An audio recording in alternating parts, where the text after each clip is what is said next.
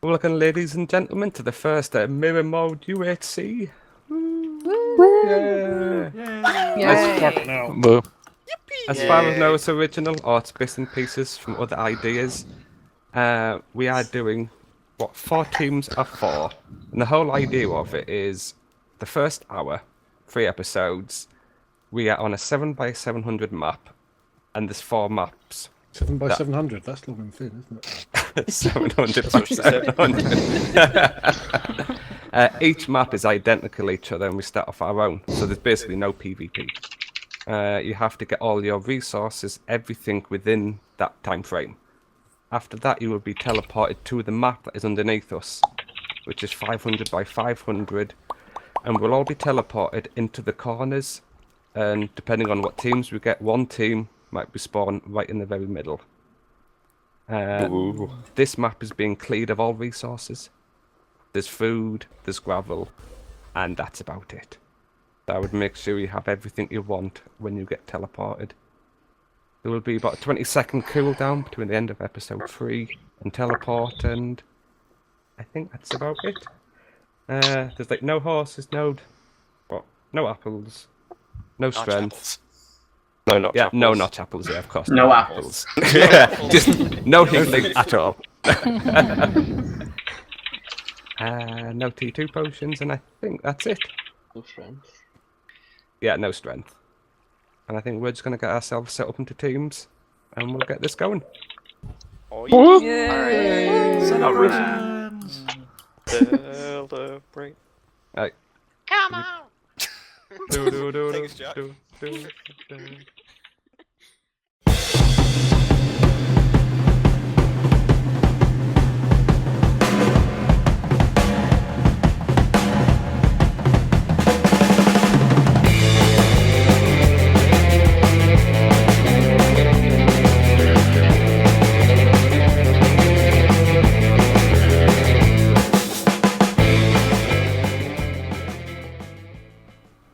Welcome back to another UHC, this time arranged by IMP, or IMP, which is Irish Maple Pie, consisting of PoppyMeadows, Jackarou and Piegon, this event being hosted on one of Piegon's servers. We have 4 teams of 4 players each, a green team, a red team, a yellow team and a purple team.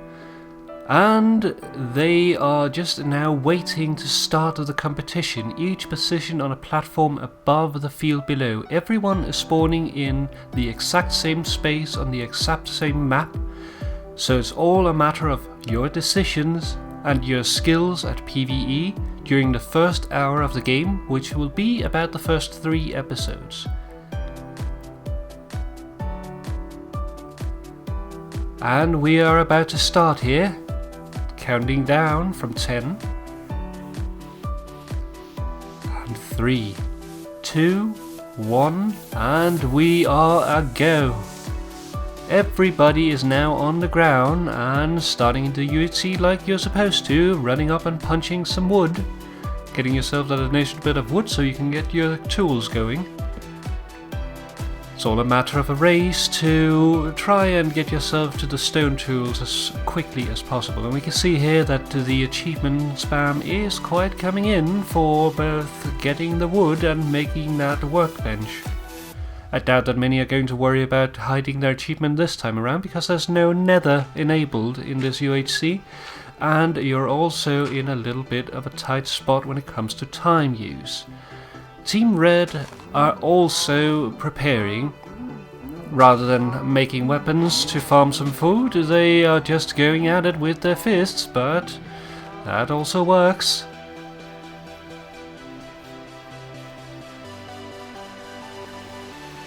Everyone here seeming to stand a little bit close to each other, sticking together perhaps.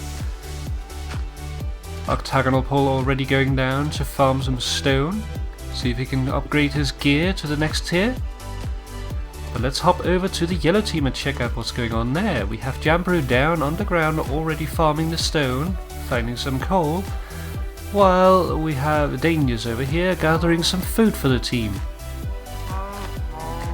He, on the other hand, hath opted to make a simple wooden sword, which does quite improve the speed at which you can gather the food. And over here by green team, we have Jackarou here, who's just now finished his first set of stone tools and are now ready to continue his preparations. It looks like he's not the only one though, because as we can see down there in the achievements, Bash has just now got himself a little bit of an upgrade, so he is also getting himself ready.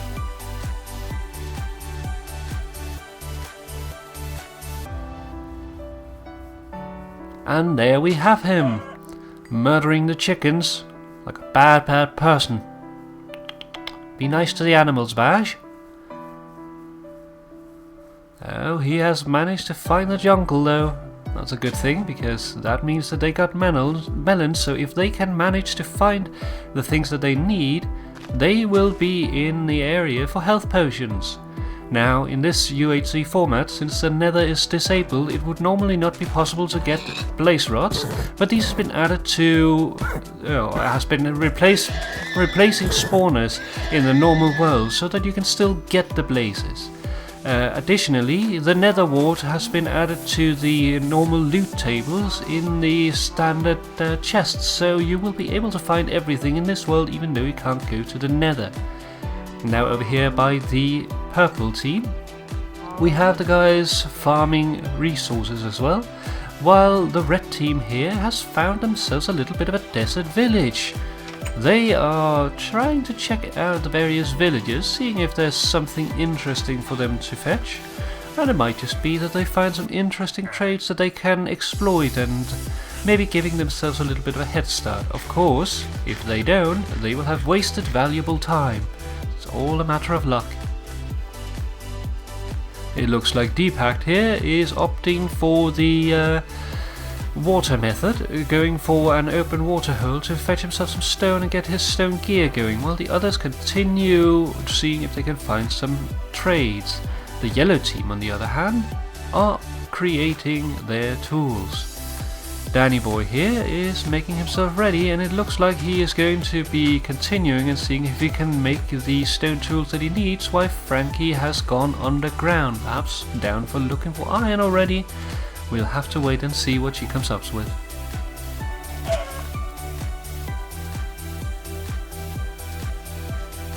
Here we have Jackarou, who looks to be farming some oak trees, seeing if he can get some apples, and while he is waiting for the leaves to despawn, he is opting for grinding some gravel in the water where there is a patch visible, seeing if he can get some flint going so they can make some arrows, because as much as you want to have some arrows when you're going into the battle.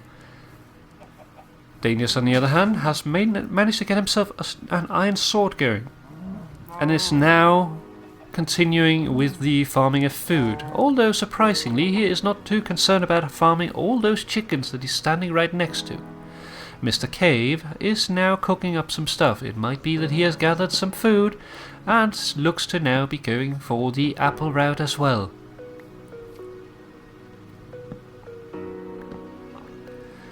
Also on purple team we have Pink Swiver, who is right now running across the field in his search for the things he needs to start the game.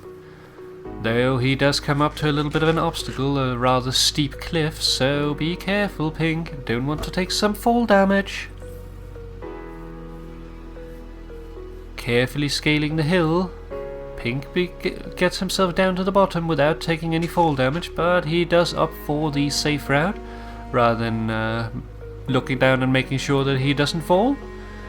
Here we have Piegon, who is also looking for apples, and it looks like there's one over there in the on the side of the hill. I wonder if he'll notice it. Nope, doesn't look like it. Come back, Pie, don't leave me here. I'm so lonely.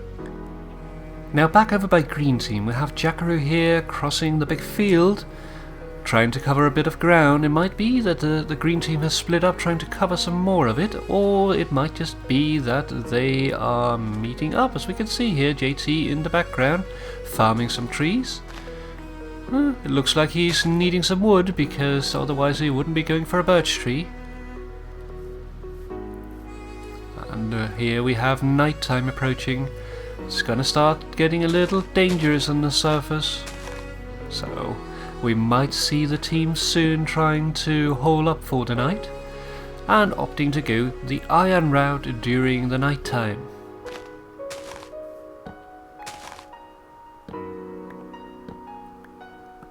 Over here by Bash, it looks like he is making that decision now. Going down underground and might just be closing himself in. Yep, there he goes. But what does he forget on the surface? Another apple. No, don't leave me. And red team, they are running through the field at night time. Quite dangerous, but they have found an open hole. So we might see them going down, or it might just be that they are checking out and seeing if they can find a good cave to go for rather than simply digging a stairway down, which is admirable, but it is certainly dangerous. Lady and Bob here, holding together, trying to find a good spot for them both, but as we can hear, the monsters are closing in. Oh no, another cave there. That is a little bit of a disappointment. It might just be that we decide to go down right here. Yep, it looks like Bob is starting to make an opening, while Lady keep an eye out for approaching monsters. Hopefully they will get below ground before they take damage, but we'll have to wait and see what happens.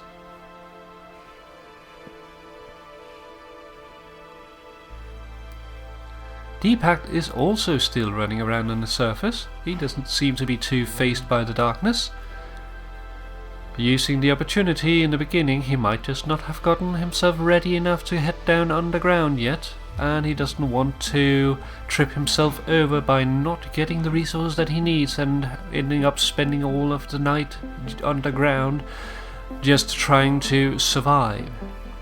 But he does have Paul with him. Back over at Green Team, it looks like Jackarou has been very lucky because he has found himself a spider spawner. A very good find in the UHC settings because that allows for an easy access to string, which lets the team get bows on an early time. Something which might save them both health and time in the end. Now you don't want to sit at the spawner because you only have an hour to prepare here, but very quickly you can get enough string to last the entire UHC, so this is definitely a good find by Jackarou. JT on the other hand has opted for the staircase route, digging down towards the bottom of the world and seeing if he can find something on the way. There's certainly a lot of caves around. Danny Boy has made the same decision and is now on the way down, and it looks like he has been quite lucky because he has dug his way right into gold. Jambrew on the other hand has managed to find himself a cave and is now moving in to start exploring it a little bit. Dangerous while you're not completely fitted in iron, but definitely more exciting. Let's see what he finds in the darkness. Oh, monsters nearby. Where could he be? There he is. Hello, Mr. Zombie. Ow! Ow! Such a meanie, hurting the poor zombie like that. But he got some gold out of it.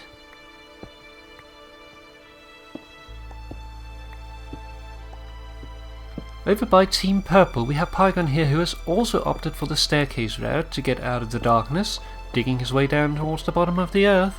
It's too bad that Pie doesn't see what I see, because there is certainly a very nice ravine right there on his left side, but then again ravines are very dangerous, so personally I wouldn't really go for them in a UHC setting. The red team is surprisingly still on the surface. Pack and Paul here running around still and seeing what they can find. It might just be that they want to get as much done on the surface so they don't have to return and can stay underground until they need to come up to prepare for the teleportation later at the end of episode 3. Oh, but it looks like it might be time. Pack here going down, Octagonal Paul comes up after to see if he can follow him down, but oh, no, no. That seems like a bad idea, that is a deep hole. Paul quickly moves away and finds another path. And right as we're saying that, we have here a little bit of a loud episode because we have found blazes, and they have been found by Lady and Ernbob. As we can see here, the blaze spawners has replaced some of the normal spawners in the overworld, since you can't otherwise get the blaze rods. However, even though you can get the blaze rods, you are not allowed to make strength potion in this setting. So while those are disabled, you do still need them to make the brewing stands. But this is quite good for the team because that is one of the 2 components that they need in order to make their potions. But as it looks here, the blazes have gotten a little wild, so be very careful guys when you leave that cave, because things are gonna get hot.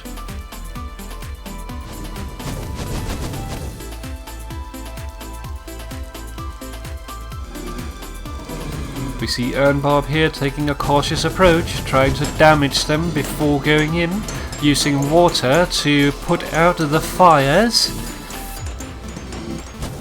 and damage the blazes. But it's not going to be easy because these babies fly. And just with that, episode 1 comes to an end.